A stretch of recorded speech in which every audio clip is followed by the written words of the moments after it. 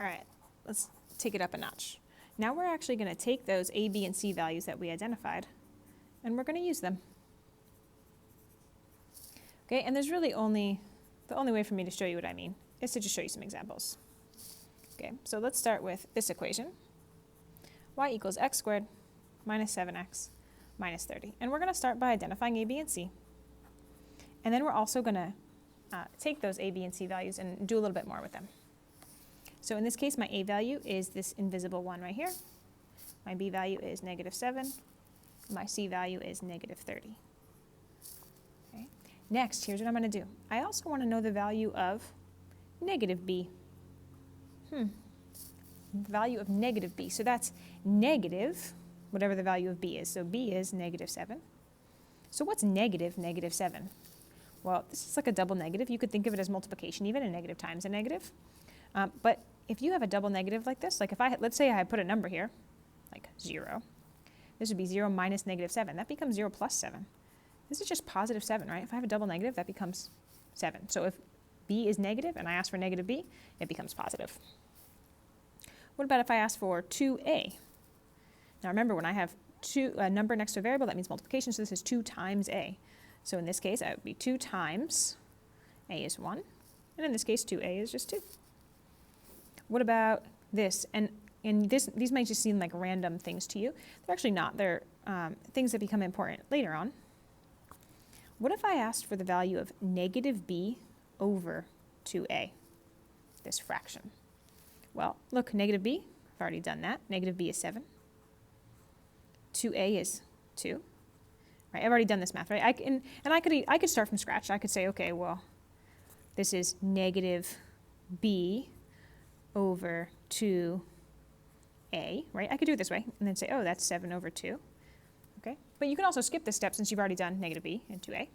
And then 7 divided by 2 is 3.5. Okay, and then here's this last one. B squared minus 4 times a times c.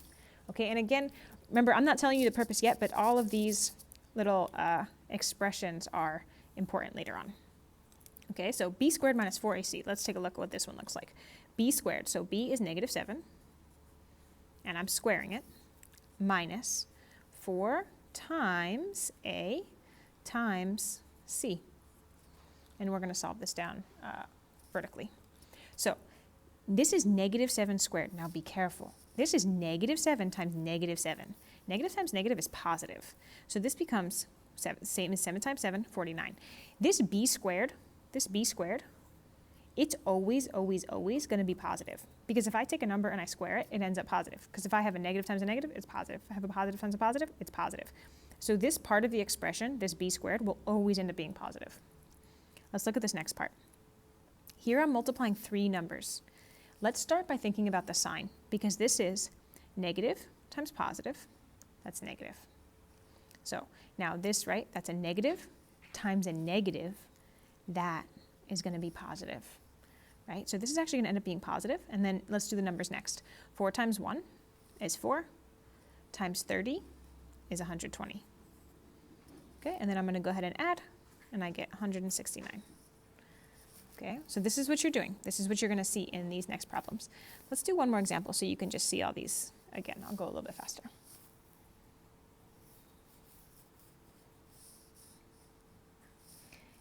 So in this case, a equals negative 3, b equals 5, and c equals negative 8.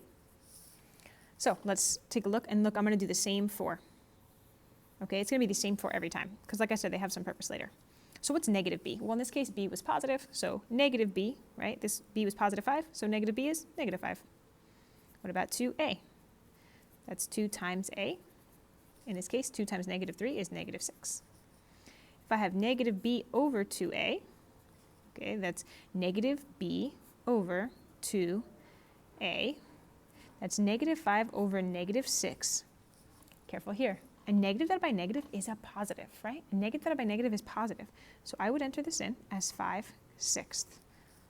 Okay, and you can just keep it as a fraction. All right, and b squared minus 4ac, the big one. Let's see. B squared, so this is 5 squared. And notice when it was negative, I put it in parentheses. Those parentheses are required when it's negative, okay? Because if you do this, don't write this. But if you write this, that means this. That means you're going to square the 7 first. That's 7 squared, and then that would be negative 49. But this means negative 7 times negative 7. You can put the parentheses on the positive number too. It's just not required. Okay, minus 4 times A times C. Okay, let's take a look. 5 squared, that's 25. Minus, okay, let's look at signs first. And in fact, sorry, let me not write this yet. Let's look at signs first. Negative times negative, that's positive, right? So negative times negative, that's positive. Times negative, that's negative. Okay, so I did the signs, now let's do the numbers. 4 times 3 is 12, times 8 is 96. And now I'm doing 25 minus 96, and I get negative 71. Okay, and it's going to be your turn to try right now. You're going to do number 8 right here, number 9 right here, and then flip the page, and you can do 10 and 11 on the next page. Okay, that's so you have some workspace, and get it done.